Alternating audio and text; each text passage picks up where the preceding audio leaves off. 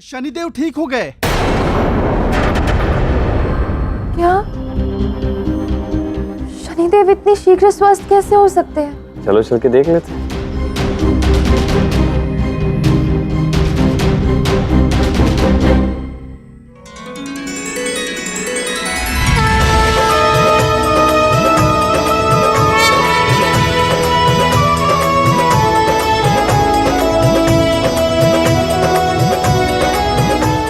ये कैसे हुआ कृष्ण? ये हनुमान की भक्ति का परिणाम है राधे। आप धन्य हैं हनुमान, धन्य हैं आप। आपके सेवा भाव, भक्ति भाव से मैं अत्यंत प्रसन्न हूं। इसीलिए मैं आपके लिए कुछ करना चाहता हूं। मेरी तो केवल एक ही इच्छा है कि संपूर्ण संसार एक स्वर में मेरे प्रभु श्री राम के नाम का जाप करे। आप भी वही कीजिए। अवश्य, किंतु उससे पूर्व मैं कुछ कहना चाहता हूं आपसे। अवश्य कहिए। यदि आज से कहीं भी कभी भी मेरा कोई भक्त मेरा पूजन सरसों के तेल से करेगा तो मुझे केवल आपकी की गई इस सेवा का स्मरण होगा और मैं उस भक्त से अत्यंत प्रसन्न होकर उस पर अपनी वक्र दृष्टि का प्रभाव कम कर दूंगा। किंतु इस कल्याण में मैं केवल आपका साथ चाहता हूं। मैं चाहता हूं कि मेरे मंदिरों में मुझसे पूर्व आपका पूजन हो।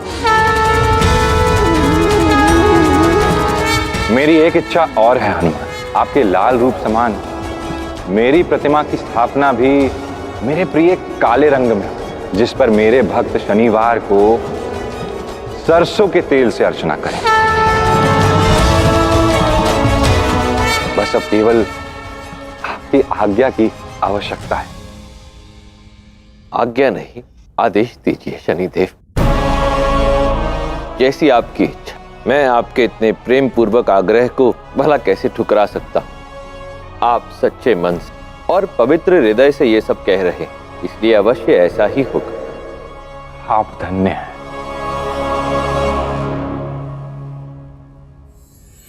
यदि श्री कृष्ण कुछ भी करते हैं तो उसके पीछे अवश्य समस्त संसार का कल्याण छिपा होता है। मेरे आराध्य श्री कृष्ण का तो जीवन ही सेवा है।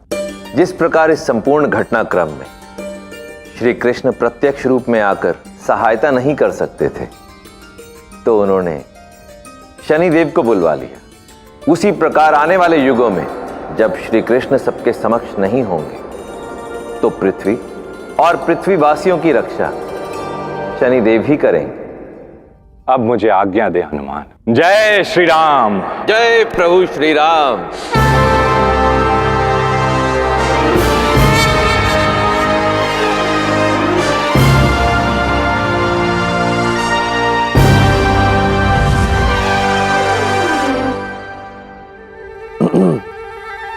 अब तो शनिदेव ने भी जय श्री राम कह दिया राधे। किंतु द्वारका वही बोलेगी जो उसे बोलना है। यहाँ राम की नहीं, कृष्ण की भक्ति होगी। कृष्ण की जय जयकार होगी।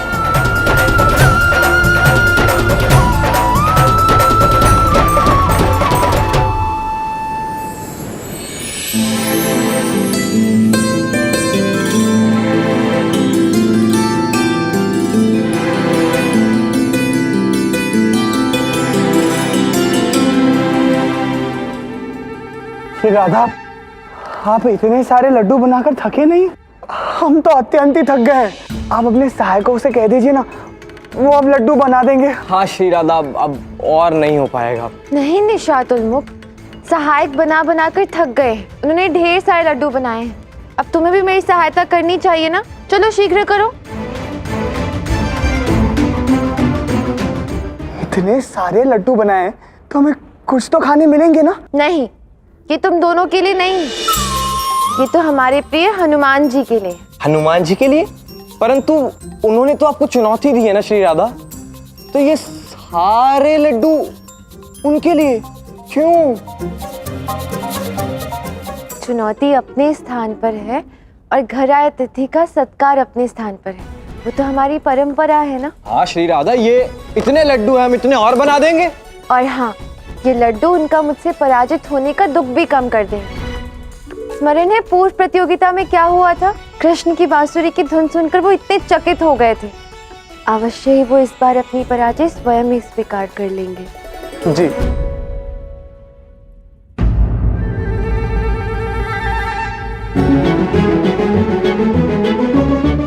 रुको, कहाँ जा रहे हो? कहाँ चले? प्रणाम देवी राधा।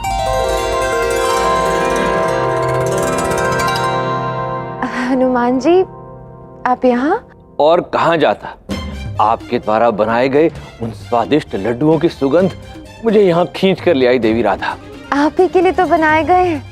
धन्यवाद, आप तो बहुत ही अच्छी। परंतु एक बात बताऊं, मैंने अभी अभी आपने जो कहा वो भी सुन लिया और अत्यंत विनम्रता के साथ मैं इस बार ये निवेदन करना चाहता हूँ कि इस बार आप मुझे पराजित नहीं कर पाएंगी। अच्छा, यदि ऐसा है तो विलंब कैसा? सभा को आमंत्रित किया जाए? वो तो मैं पहले ही कर चुका। यदि आप तैयार हैं तो हमें विलंब नहीं करना चाहिए और प्रतिस्पर्धा को आरंभ करना चाहिए। हनुमान जी, एक बात बताइए, ऐसा कौन सा ज्ञान प्राप्त हुआ है आपको जिसे लेकर आप इतने निश्चित हैं और आपको लगता है कि आप ही विजय होंगे? मुझे कौन सा ज्ञान प्राप्त हुआ है ये तो आपको सभा में जाके ही ज्ञात होगा, परंतु आपके मुखमंडल को देखकर ऐसा प्रतीत होता है जैसे आप प्रतियोगिता को लेकर थोड़ी संशय में हैं। यदि ऐसा है तो आप यहीं पर ही अपनी पराजय स्वीकार कर लीजिए। द्वारिका वासियों की चिंता मत कीजिए, मैं उन्हें कुछ भी बहाना लगा दूंगा। असंभव, अब तो सभा में ही भेंट होगी। परंतु क्या है देवी राधा, यदि अभी इसी समय मैं यहाँ से चला गया तो आपने जो इतने परिश्रम से इतने स्वादिष्ट लड्डू बनाए हैं उनका तो निरादर होगा ना, और मैं ऐसा कदापि नहीं होने दूंगा। मैं इन लड्डुओं को ससम्मान चट करके उसके बाद ही सभा में आऊंगा। ठीक है, मिलते हैं।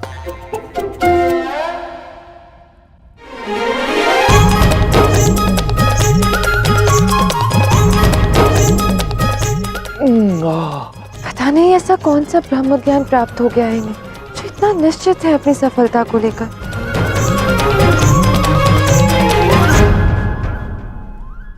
खाना, मैं ना तुम्हारे सत्यथी से अत्यंत रुष्ट हूँ। क्यों? खाना, लड्डुओं के लिए इसने मुझे द्वारका के सेनापति को बंधक बनाकर रख दिया, पर अब देखो स्वयं कितने आनंद ले लेकर लड्डू खा रहा है। अरे अभी तो बहुत कुछ होना शेष है आपके साथ, बहुत कुछ अच्छा होना शेष है आपके साथ। वे हनुमान जी के गले लगने का शुभ अवसर, ये सौभाग्य आपको प्राप्त होगा। आप यही चाहते थे ना? तो क्या हनुमान को अपनी त्रुटि का भान होगी? हो सकता है। ना, तब तो हमें शीघ्र द्वारका की सभा में जाना चाहिए ना। अभी द्वारका की सभा में जाने का समय नहीं आया। अब भला किस बात की प्रतीक्षा है तुम्हें? 3, 2, 1।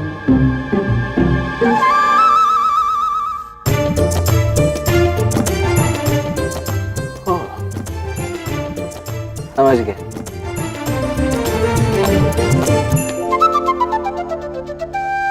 कृष्ण, अरे राधा, तुम यहाँ कब आई? हनुमान जी तो बड़े ही आत्मविश्वास से भरे हुए हैं। मुझसे पूर्व ही संपूर्ण द्वारका को सभा के लिए आमंत्रित कर दिया। पता नहीं ऐसा कौन सा ज्ञान प्राप्त हुआ है उनको। क्या कहा तुमने? उन्होंने समस्त द्वारका को आमंत्रित कर दिया सभा में बिना मुझसे पूछे? अरे मैं तो निर्णायक हूँ और ऐसा कुछ लग भी नहीं रहा है। क्या तुम्हें इस विषय में कुछ नहीं बताया? इतना आत्मविश्वास, सत्य में कृष्ण, मुझे तो हनुमान जी से भय लग रहा है। एक बात कहूं? कहो।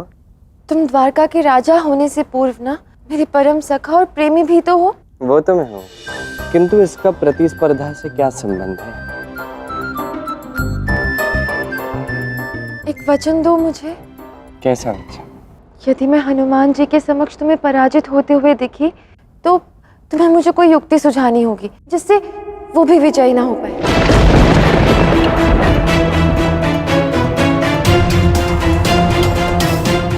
मैं ऐसा कैसे कर सकता हूँ राधा? मैं तो निर्णायक हूँ ना, मेरे लिए ये संभव नहीं है। मैं कुछ नहीं जानती। तुम सबसे पहले मेरे प्रेमी और मेरे सखा हो कृष्ण, और इस नाते से तुम्हें मेरी सहायता करनी चाहिए ना।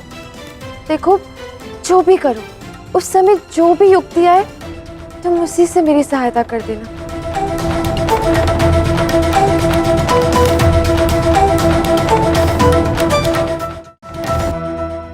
क्या तुम सत्य में यही चाहती हो राधे?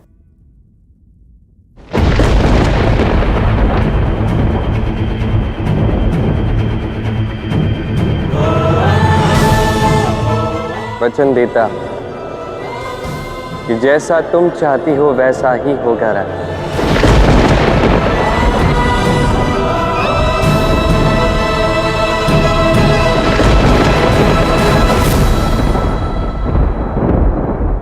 ये क्या किया आपने आराध्य? राधा के कहने पर आपने वचन दे दिया। ये कैसी गंभीर दुविधा में डाल लिया आपने स्वयं को।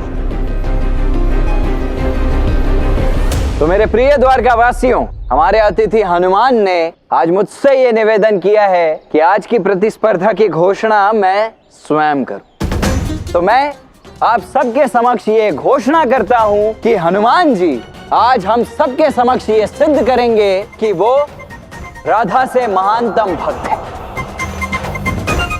ये तो भ्रम है हनुमान जी का, ऐसा संभव ही नहीं हो सकता। जो भी हो, जीतेंगी तो श्री राधा ही। इस प्रतिस्पर्धा का निर्णायक होने के नाते मैं राम भक्त हनुमान को उनकी भक्ति की महानता सिद्ध करने का अवसर देता। धन्यवाद श्री कृष्ण, मुझे प्रथम अवसर प्रदान करने के लिए। परंतु आज मैं अपनी प्रतिद्वंद्वी देवी राधा से ये निवेदन करूंगा कि वो आज अपना पक्ष हमारे सम्मुख रखें सबसे पहले। मैं कुछ नहीं कहना चाहती। सुना द्वारकावासियों, देवी राधा कुछ नहीं कहना चाहती हैं। इसका तो केवल एक ही अर्थ है कि इन्होंने स्वीकार कर लिया है कि प्रभु श्री राम के प्रति मेरी भक्ति सबसे महान है। आप सबने तो देखा ही है कि मैं प्रभु श्री राम का अनन्य भक्त, सदैव उनके चरणों में रहकर उनकी सेवा के लिए तत्पर रहता हूँ और उनकी कृपा से मैं कुछ भी कर सकता हूँ। आप सभी इस बात के साक्षी हैं कि मैंने समस्त द्वारका नगरी को शनिदेव के प्रकोप से बचाया। उन्होंने भी मेरे प्रभु श्री राम के नाम की उद्घोषणा की, उनके भक्त हो गए। अब आप ही सोचिए, यदि आप सब द्वारकावासी, दाऊ श्री बलराम, द्वारकाधीश श्री कृष्ण और स्वयं मेरी प्रतिद्वंद्वी देवी राधा प्रत्यक्ष रूप में मेरे प्रभु श्री राम की भक्ति का प्रमाण देख चुके हैं, तो मुझे नहीं लगता कि इसके पश्चात मुझे कुछ भी सिद्ध करने की कोई आवश्यकता है, क्योंकि प्रत्यक्ष को प्रमाण की आवश्यकता नहीं होती।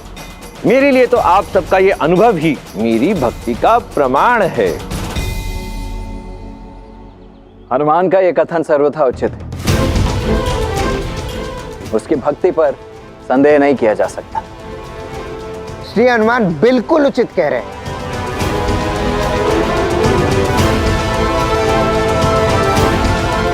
निर्णायक होने के नाते मैं भी कुछ कहना चाहता। आप जो कह रहे हैं हनुमान, वो उचित है। हम सभी को, यहाँ उपस्थित हर एक व्यक्ति को आपकी भक्ति की महानता का अनुभव हुआ है। लो द्वारकावासियों, स्वयं द्वारकाधीश श्री कृष्ण ने भी मेरी इस बात पर अपनी पुष्टि कर दी। उन्होंने भी कह दिया है कि वो मेरी इस भक्ति के साक्षी हैं। तो मैं उन्हीं से ये निवेदन करूंगा कि निर्णायक होने के नाते इस प्रतियोगिता का निर्णय शीघ्रातिशीघ्र ले।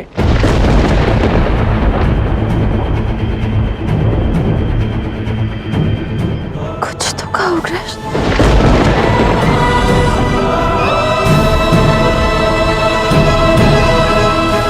यदि आप में से कोई मेरी बात से सहमत नहीं है तो अभी मेरे समक्ष आए और मुझे कोई तर्क दे। अरे आपसे कौन ऐसा मत रह सकता है भला? आपके पास तो अष्ट सिद्धि और 9 निधियां हैं। हाँ, इन्होंने शनिदेव को पराजित किया और उन्हें राम भक्त बना दिया। हो ना हो, हनुमान पर श्री राम की कृपा है। हनुमान महान भक्त हैं। तो भाइयों, यदि सब मेरे साथ सहमत हैं तो एक स्वर में बोलो, जय श्री राम, जय श्री राम, जय श्री राम, जय श्री राम, जय श्री राम, जय श्री राम, जय श्री राम, जय श्री राम।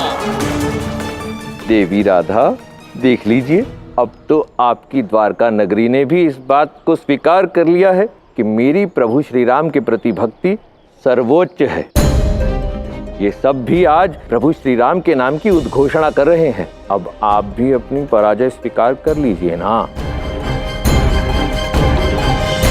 कृष्ण, तुमने वचन दिया था कि तुम मेरी सहायता करोगे। कोई युक्ति निकालो और मेरी सहायता करो। ये सिर्फ मैंने अपने लिए तो नहीं किया था ना, ये तो मैंने हमारे प्रेम के लिए किया था। क्या मेरी हार में हमारी हार नहीं है कृष्ण? मुझे शक्ति दो कृष्ण, नहीं तो मैं पराजित हो जाऊंगी।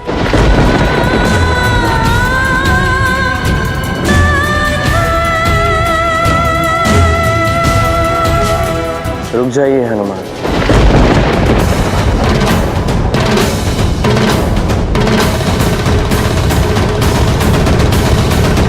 मैं निश्चित रूप से स्वीकार करता हूं कि आपकी भक्ति की महानता हम सभी अनुभव कर चुके हैं। इसलिए तो समस्त द्वारका ने एक साथ जय श्री राम की उद्घोषणा की है।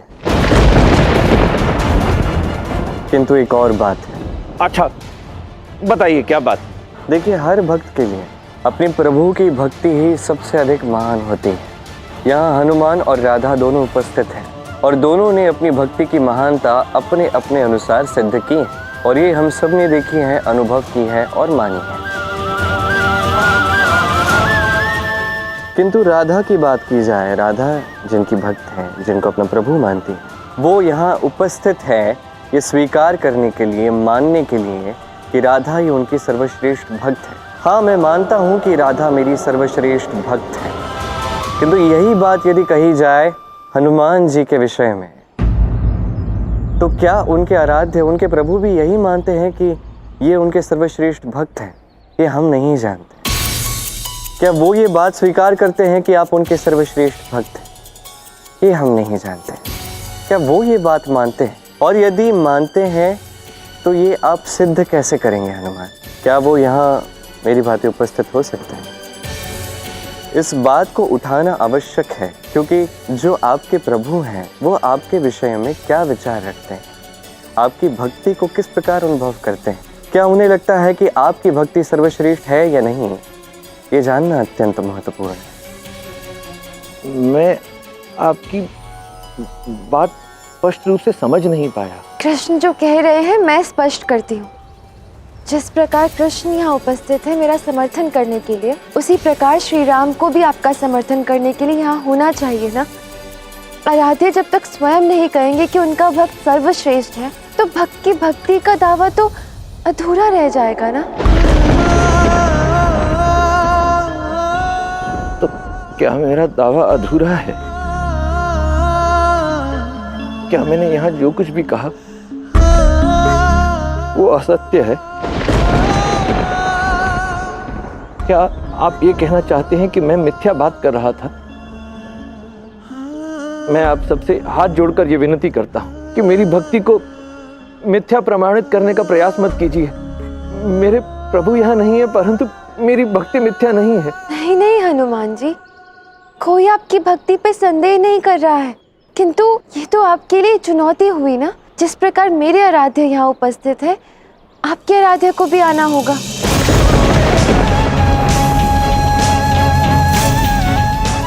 आपका इस विषय में क्या कहना है श्री कृष्ण?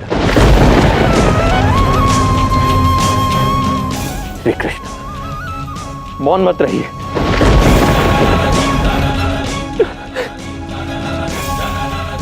श्री कृष्ण, आप यदि अभी मौन रहेंगे तो मेरी भक्ति को संदेह की दृष्टि से देखा जाएगा। आपके कारण समस्त द्वारकावासी भी मेरी भक्ति को, मेरी श्री राम के प्रति भक्ति को संदेह की दृष्टि से देखेंगे। मैंने आपको अपना मित्र समझा था, आप पर विश्वास करके आपको इस प्रतिस्पर्धा का निर्णायक बनवाया था, और आपको पता है कि निर्णायक को परमेश्वर मानते हैं। कदाचित आप पर विश्वास करना ही उचित नहीं था। आपने मेरे विश्वास को भंग कर दिया है। मेरे प्रभु आज यहाँ इस सभा में उपस्थित नहीं है, इसका लाभ उठाया जा रहा है, वो भी अनुचित। आपको प्रभु श्री राम इस सभा में चाहिए ना? ठीक है, तो आप सब सुनिए। जब तक ये प्रभु श्री राम का भक्त हनुमान इस सभा में अपने प्रभु श्री राम को लेकर नहीं आता, तब तक चैन से नहीं बैठेगा। भले ही मुझे अपने प्रभु को ढूंढने के लिए आकाश और पाताल को एक करना पड़ जाए।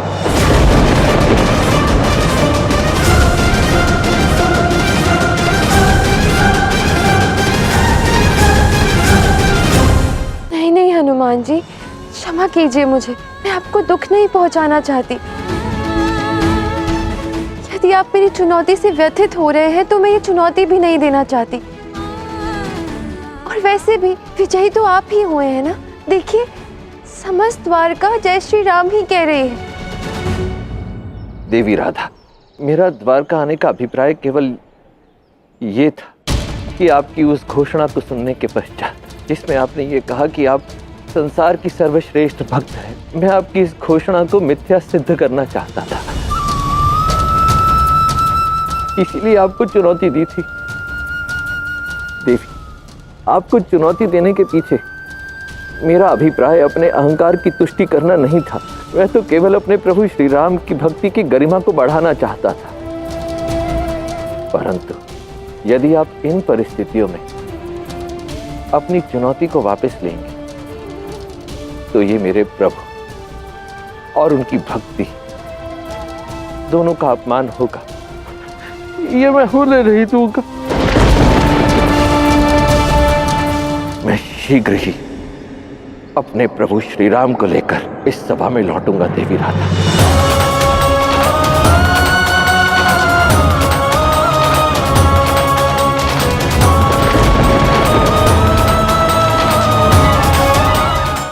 मैं शीघ्र ही अपने प्रभु श्री राम को लेकर इस सभा में लौटूंगा देवी राधा।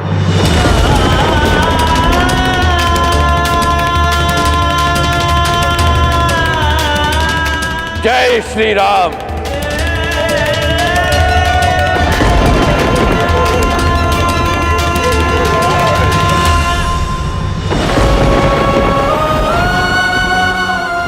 मुझे क्षमा कर देना मेरे हनुमान। मैंने राधा को वचन दिया था, इसलिए उसकी सहायता करने के लिए मैं विवश था।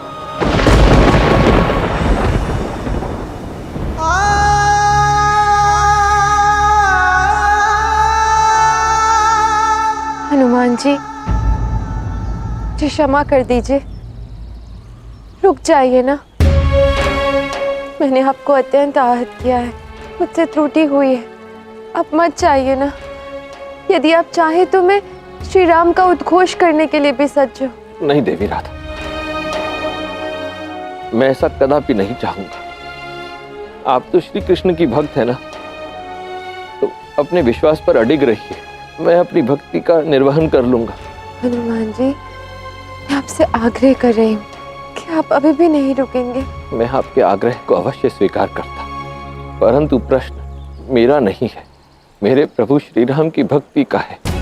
मेरा तो संपूर्ण अस्तित्व ही मेरे प्रभु के नाम से जुड़ा हुआ है। मैं भला प्रभु श्री राम के नाम पर कोई कलंक कैसे लगने दे सकता हूँ।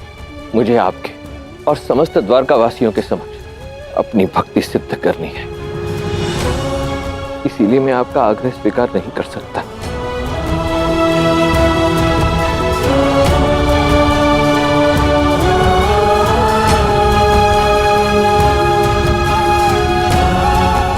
हनुमान जी,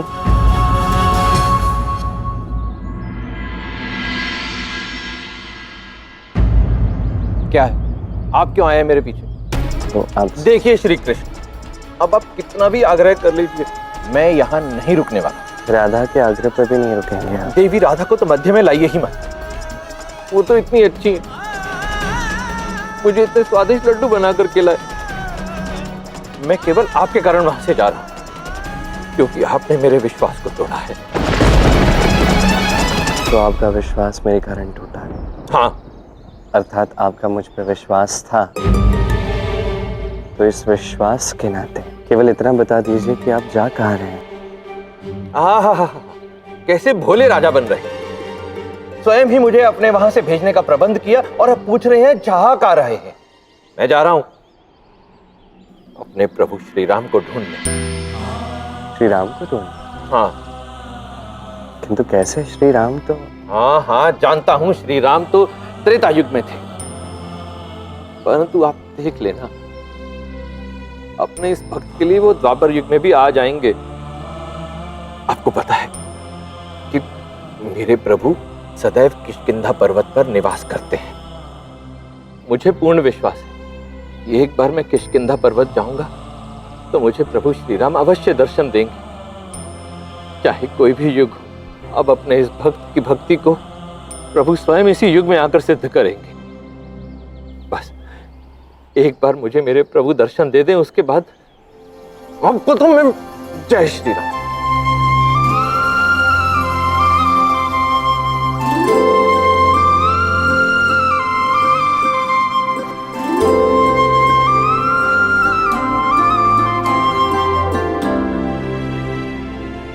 कृष्ण,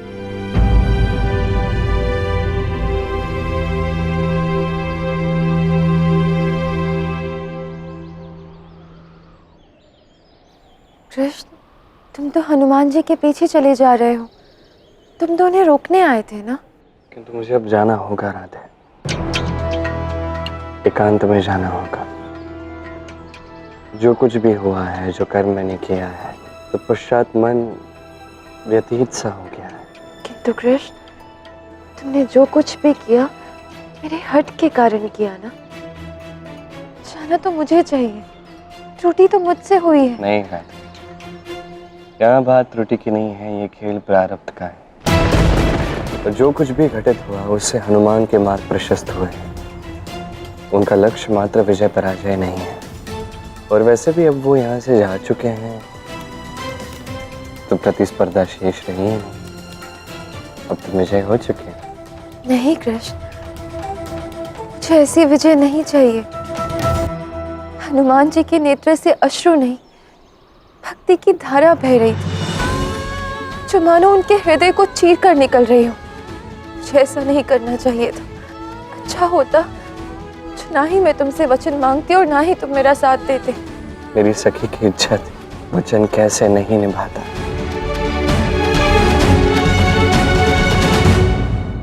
अब मुझे जाना होगा। किंतु तुम जा कहाँ रहे हो, ये भी नहीं बताओगे? बस जहाँ जा रहा हूँ हनुमान के लिए जा रहा हूँ। जो कर्म किया उसका प्रायश्चित करना होगा राधे। आज्ञा दो।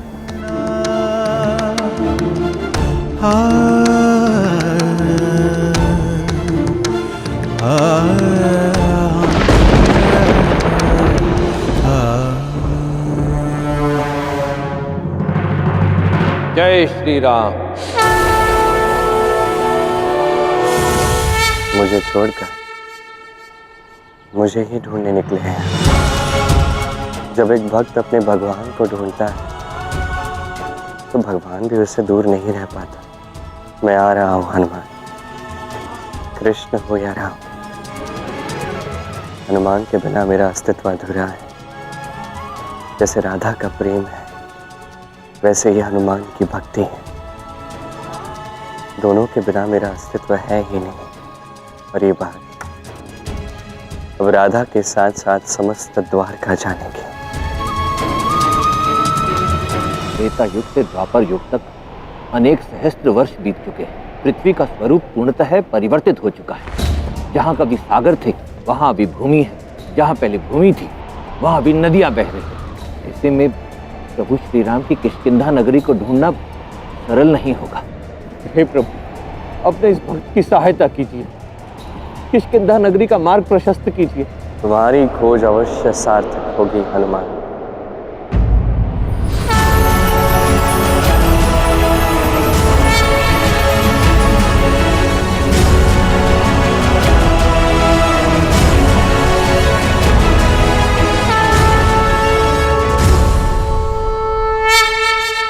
इस स्थान पर मुझे मेरे प्रभु की उपस्थिति का आभास हो रहा है। किष्किंधा, इसका मेरे जीवन में अत्यंत महत्वपूर्ण स्थान है।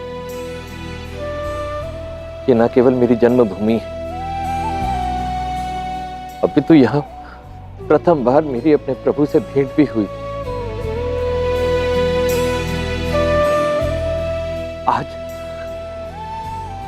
यहाँ आने के पश्चात मुझे उस क्षण का स्मरण हो आया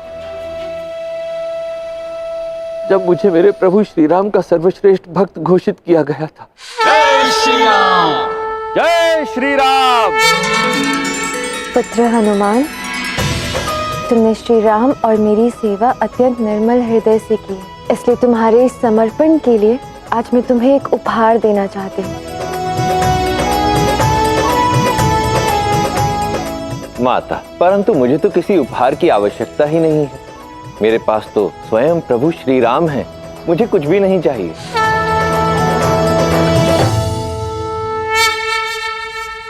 तो भी आज मैं तुम्हें ये अनमोल मोतियों की माला देना चाहती हूँ, जो कि मुझे मेरे प्राणों से भी प्रिय है। जानते हो क्यों? क्योंकि श्री राम ने स्वयं मुझे ये माला हमारे विवाह पर भेंट की थी। इसकी प्रत्येक मोतियों में श्री राम का प्रेम वास करता है और तुम इस प्रेम के सच्चे अधिकारी हो। सीते, मेरी बात मानो तो ये माला ना देना ही उचित है। स्वामी, आप अपने प्रिय हनुमान को भेंट देने से मना कर रहे हैं। हनुमान इस उपहार के योग्य है।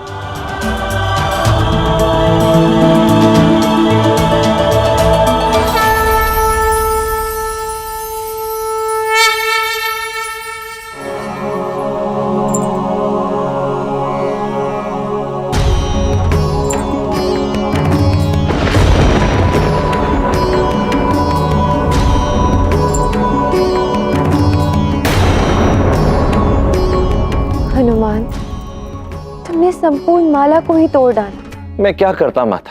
आप ही ने तो कहा था कि इस मोतियों की माला में प्रभु श्री राम विद्यमान है। परंतु मैंने प्रत्येक मोती को तोड़कर देखा, किसी एक में भी प्रभु श्री राम नहीं निकले। ऐसा नहीं है हनुमान, अन्यथा मैं तो ये माला पहनती ही नहीं ना। मैं कह रही हूँ ना, स्वयं श्री राम ने मुझे इन्हें अपने हाथों से दिया है।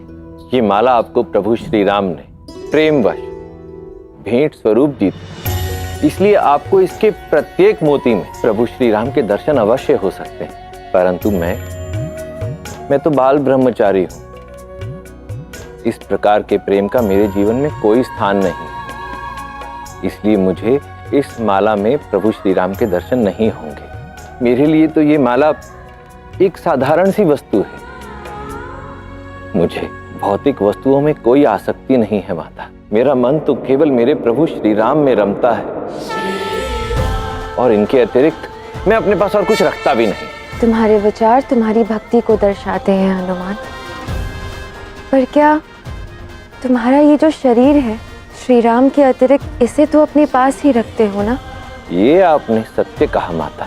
ये शरीर तो अवश्य मेरे पास ही है और इसे तो मैं अत्यंत संजो के भी रखता हूँ। जानती हैं क्यों? क्योंकि मेरे इस शरीर के रोम रोम में मेरे प्रभु श्री राम और माता जानकी का वास है। देखेंगी?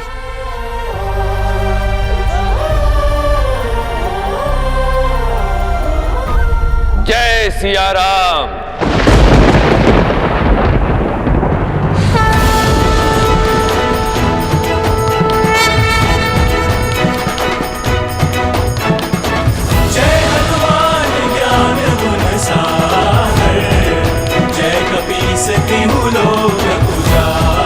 जय सिया राम।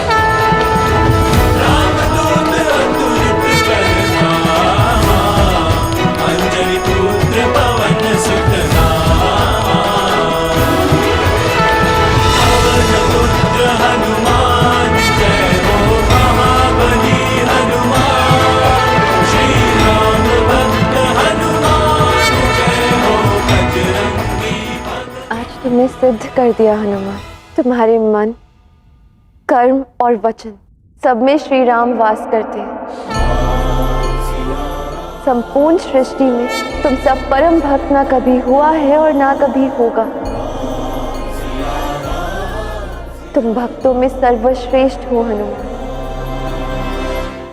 जिस हनुमान को माता जानकी ने आपका सबसे बड़ा भक्त कहा था प्रभु, आज वही हनुमान आपके दर्शन का अभिलाषी है प्रभु।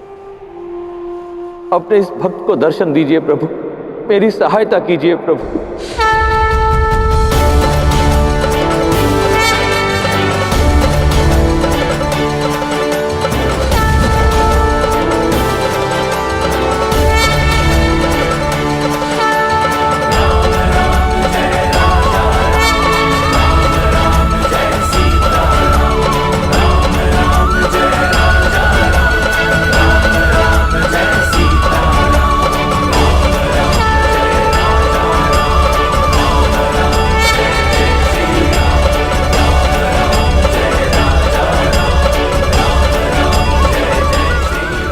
प्रिय हनुमान, मैं तुम्हारी ही प्रतीक्षा कर रहा था।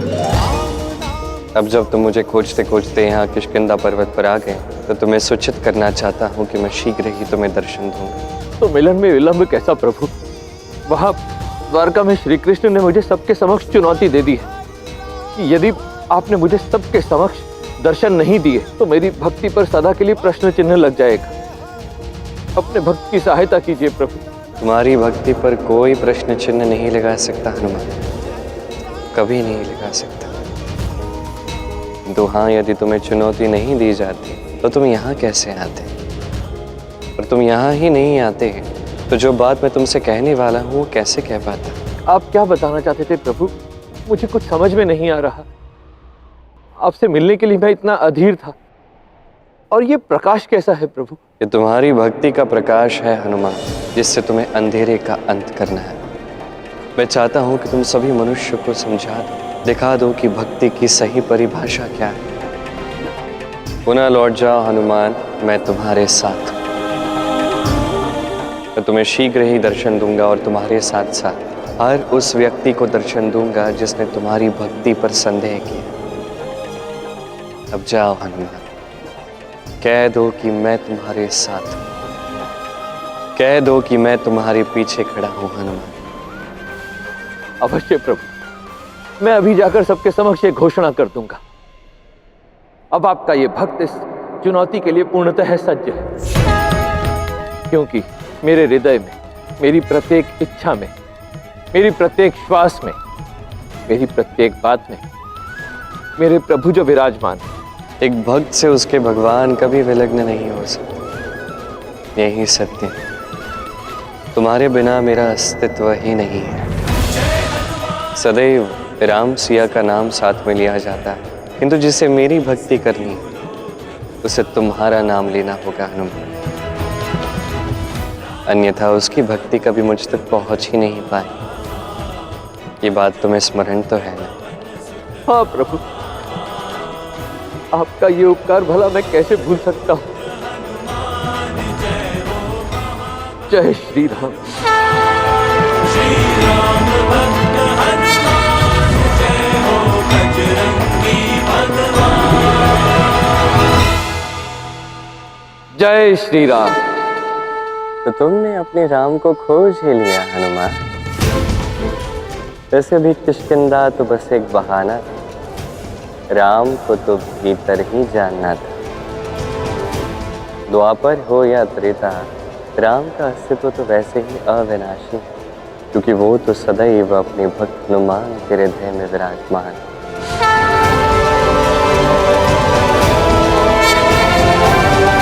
हनुमान जी के अश्रों को तो मैं भूल ही नहीं पा रही हूँ। मेरे कारण कितने आहत हुए हैं वो। ये सब लोग एक साथ कहाँ जा रहे हैं?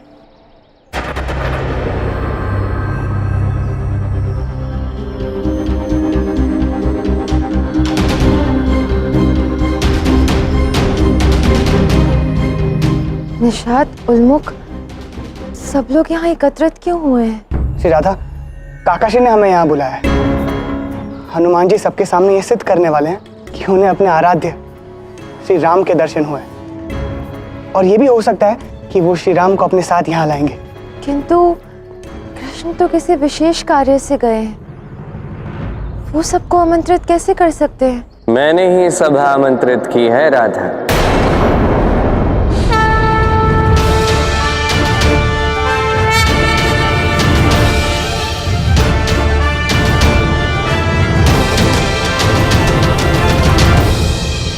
सभा को आमंत्रित करने से पूर्व तुम्हें मुझसे पूछना चाहिए था ना कृष्ण।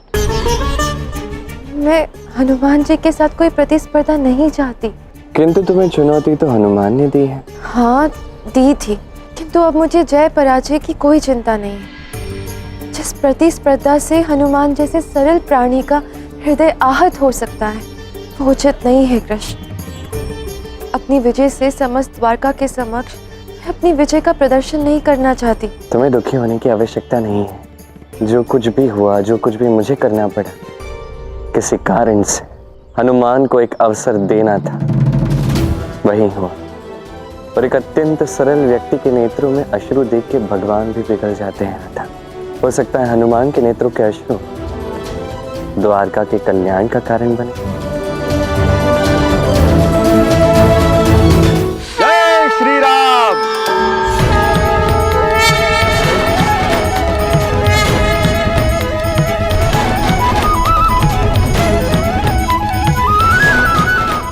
इस सभा का आयोजन करने के लिए धन्यवाद श्री कृष्ण।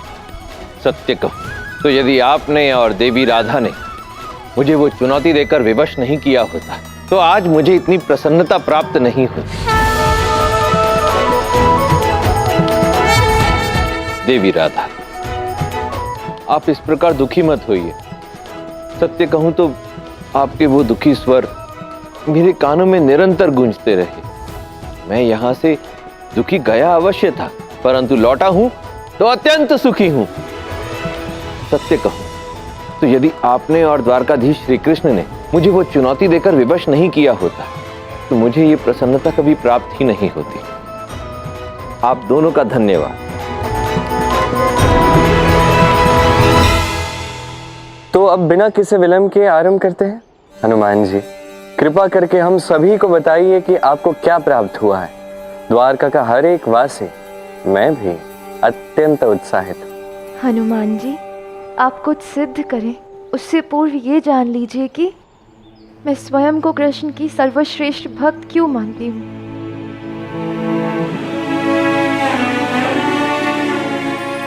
जब मेरा जन्म हुआ था, मैंने तब तक अपने नेत्र नहीं खोले जब तक कृष्ण मेरे समक्ष नहीं आए। जब से मेरा जन्म हुआ है, कृष्ण के सिवा मेरे मन में और कोई विचार नहीं आया। प्रत्येक दुख सुख में मैं कृष्ण के साथ थी। अनेकों प्रयास किए गए हमें दूर करने के, किंतु हमारी समीपता बढ़ती ही गई। ये मेरी भक्ति ही है कृष्ण के लिए जो हमें एक कर चुकी है। मेरी प्रत्येक श्वास में कृष्ण की बांसुरी की धुन है। सुनी है ना आपने? मेरे रोम रोम में कृष्ण है।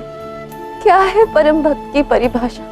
जब मेरे आराध्य कृष्ण मेरी भक्ति को स्वयं प्रमाणित कर रहे हैं तो अब क्या शेष रह गया है सिद्ध करने को? हनुमान जी, आप स्वीकार क्यों नहीं कर लेते कि मैं ही कृष्ण की सर्वश्रेष्ठ भक्त हूँ? शांत हो जाइए देवी राधा। आपके प्रश्नों के उत्तर अवश्य मिलेंगे, परंतु वो उत्तर मैं नहीं दूंगा, अपितु मेरे प्रभु श्री राम देंगे।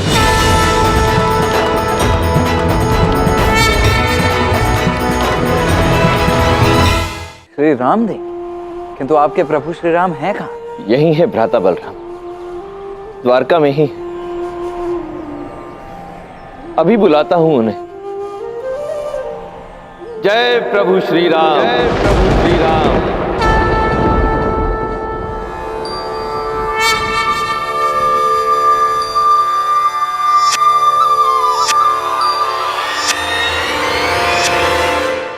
नेत्र खोलो हनुमान।